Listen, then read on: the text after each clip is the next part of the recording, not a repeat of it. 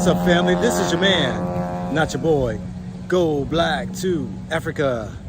I want to share this video with you all who we know that this world is just a devilish, evil place.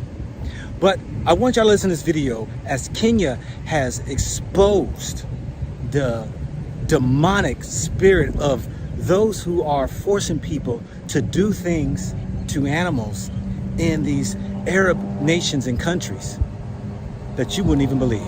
Watch the video and I'll be back. Now, another video of a Kenyan woman crying for help after being forced to breastfeed 2 puppies has now gone viral as Kenyans, KOTU and human rights groups altogether urge President William Ruto to ban all recruitment agencies operating in the country and repatriate Kenyans stuck in oil-rich Saudi Arabia. Willie Lusige with the details.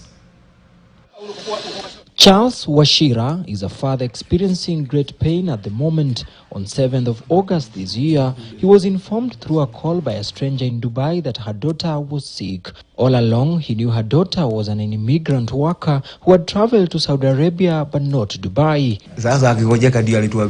She has been ailing for some time in Iraq, leaving her family in anguish back at home. And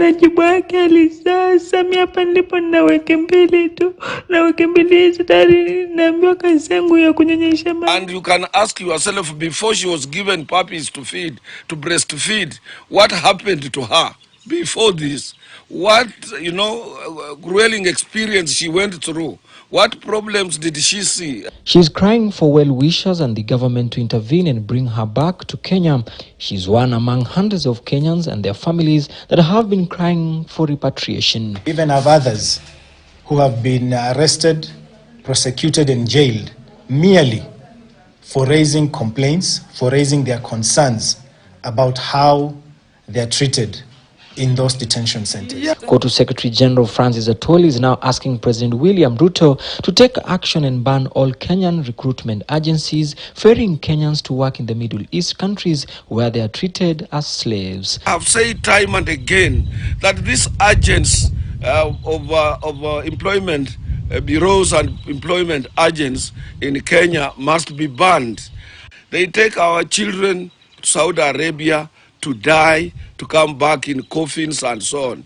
I'm appealing to President William Samoei Ruto's government to stop this menace of taking our children to Saudi Arabia. KOTU boss accusing some of the recruitment agencies of negligence as they are run by powerful people in the country. Issue of creating so many employment agencies. Some of these employment agencies are run by our government officers, which complicates the matter for our young men and women who wants to seek for jobs outside Kenya. And even if they complain, nobody's listening to them. Human rights groups have also demanded the immediate repatriation of suffering Kenyans. This one cannot be tolerated by any responsible government, cannot be accepted by our government.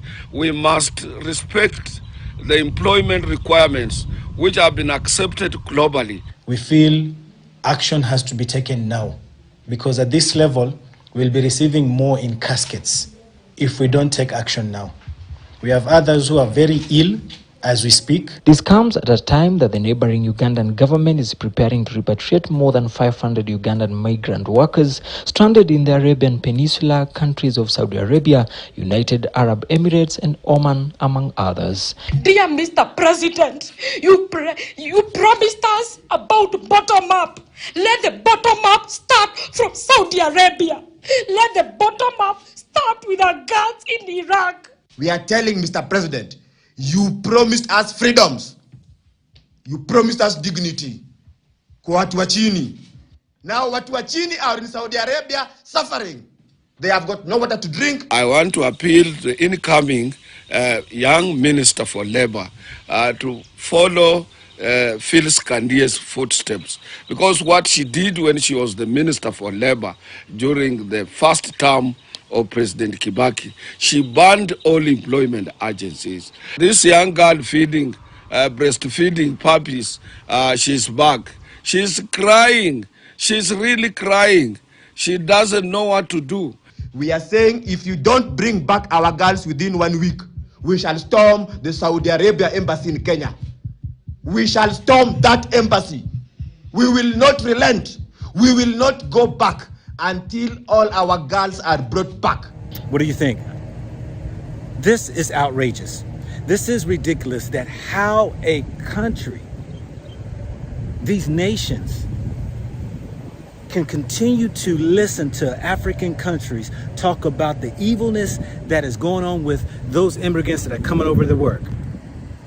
But Africa has to wake up and realize to tell their people, stop taking these jobs, going over to these countries when they care nothing about you. Why are you sending your people over to these countries? Why aren't you making way for them to do jobs that are in your own country? They ain't paying them nothing anyway. How is it that you can sit back and argue of the mistreatment of your people, but yet you can't argue against your own government of the mistreatment by how they are not supplying jobs to the people, how the corruption is killing the work industry?